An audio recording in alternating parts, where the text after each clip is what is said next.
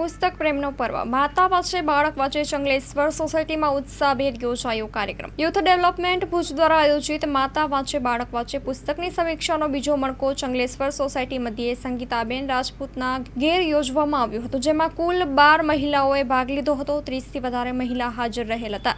દરેક મહિલાઓએ અલગ અલગ પુસ્તકો ઉપર પોતાની સમીક્ષા ખૂબ જ સુંદર રીતે રજૂ કરી અને પોતાના પ્રતિભાવો વ્યક્ત કર્યા હતા। આ કાર્યક્રમમાં મહિલાઓને વાંચવા બાબતે જાગૃતિ આવે તથા બાળકોને પણ વાંચવાની જાગૃતિ આવે એ માટે ઇન્સ્ટિટ્યૂટ યુથ ડેવલપમેન્ટ ભુજ દ્વારા આવા કાર્યક્રમો મહિલા મંડળ તથા યુવા વર્ગમાં યોજવામાં આવેલ છે, જેના ભાગરૂપે ચંગલેશ્વર મહિલા મંડળ દ્વારા પણ આયોજન હાથ ધરાયું હતું। મહિલાઓએ ખૂબ જ ઉત્સાહભેર ભાગ લીધો હતો। દરેક ભાગ લીધેલ મહિલાઓને ઇન્સ્ટિટ્યૂટ તરફથી પ્રમાણપત્ર તથા પુસ્તક ભેટ આપવામાં આવ્યા હતા તથા ચંગલેશ્વર મહિલા મંડળ તરફથી એક નાની સ્મૃતિ ભેટ પણ આપવામાં આવી હતી। ઇન્સ્ટિટ્યૂટ તરફથી જાગૃત બેન વકીલ પૂજનભાઈ, રચનાબેન શાહ તથા રમીલાબેન જોડાયા હતા। પૂજનભાઈએ પ્રારંભિક પ્રવચન આપી ઇન્સ્ટિટ્યૂટની ઓળખાણ આપી હતી। જાગૃત બેન વકીલે પુસ્તક અંગેની જાગૃતિ લોકોમાં આવે તે માટે પોતાનું વક્તવ્ય આપ્યું હતું। ચંગલેશ્વર સોસાયટીના પ્રમુખ સંગીતાબેન રાજપૂતે સમગ્ર કાર્યક્રમનું સંકલન કરેલ હતું। મહિલાઓએ ખૂબ જ ઉત્સાહભેર ભાગ લઈ અને નિયમિત વાંચવાના નિયમ પણ લીધા હતા।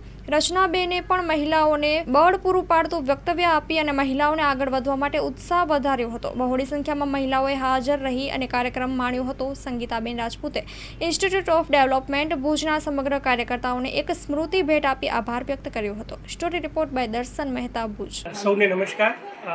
અમે અત્યારે ચંગલેશ્વર મહિલા મંડળ ખાતે માતા વાંચે બાળક વાંચે પ્રકલ્પનો બીજો મણકો સંપન્ન કર્યો। ઇન્સ્ટિટ્યૂટ ઓફ યુથ ડેવલપમેન્ટ આ વર્ષે અલગ અલગ મહિલા મંડળો અને ક્લબની અંદર આ રીતે આ પ્રોજેક્ટ કરવાની છે, જેની અંદર સમાજમાં જે ખાસ કરીને સંવેદનાઓ અત્યારે બુઠ્ઠી થઈ ગઈ છે એ ફરી પાછી એની ધાર મજબૂત થાય એ માટે પુસ્તકોના માધ્યમથી અમે આજે બહેનો અને મહિલાઓ સુધી પહોંચીએ છીએ, કારણ કે આપણા બધાના ઘરની ધરોહર કે ધરી મહિલાઓ હોય છે। જો મહિલાઓ આ દિશામાં આગળ વધશે તો એનું બાળક વાંચશે અને આખું પરિવાર વાંચશે। એટલે મહિલાઓને આ રીતે અમે અલગ અલગ જગ્યાએ ત્યાં જઈ એ લોકો પુસ્તકની સમીક્ષા રજૂ કરે છે અને આ માધ્યમ દ્વારા અમે માતાઓ અને મહિલા મંડળોમાં વાંચનનો ચેપ લગાડવાની પ્રવૃત્તિ કરી રહ્યા છીએ। Thank you. માતા વાંચે બાળક વાંચે આ પ્રોજેક્ટ અંતર્ગત ઇન્સ્ટિટ્યૂટ ઓફ યુથ ડેવલપમેન્ટ દ્વારા વિવિધ મહિલા મંડળોમાં આ કાર્ય ચાલુ છે। મહિલાઓ જાતે પુસ્તકો વાંચે તો એમના બાળકો પણ વાંચતા થાય અને સમાજની મને લાગે છે કે ઘણી બધી સમસ્યાઓ છે અને ખાસ કરીને જે વિભક્ત કુટુંબની સમસ્યા છે એ પણ લગભગ હલ થઈ જાય એવા ઉદ્દેશ્ય સાથે વાંચન દ્વારા વિચાર અને વિચાર દ્વારા જીવન ઘડતર આવો એક પ્રોજેક્ટ શરૂ કરેલો છે।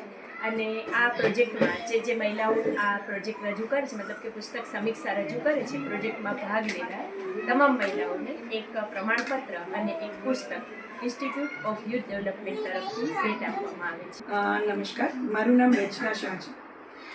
આજે આપણે અહીંયા ચંગલેશ્વર મહિલા મંડળમાં આવ્યા છીએ। આજનું જે પુસ્તકનું વિમોચન આ બધા બહેનોએ કર્યું ને, ત્યારે એક વસ્તુ ખરેખર આપણે જાણવા મળશે એવું કે આપણામાં જે કોન્ફિડન્સ લેવલ ઓછું હોય છે એને વધારવું હોય, અને આજે આપણે એમ કહીએ કે વી આર વેરી સ્ટ્રેસ, એ સ્ટ્રેસને દૂર કરવું હોય ને એક મિત્રની જરૂર હોય ને તો આ એક પુસ્તક છે।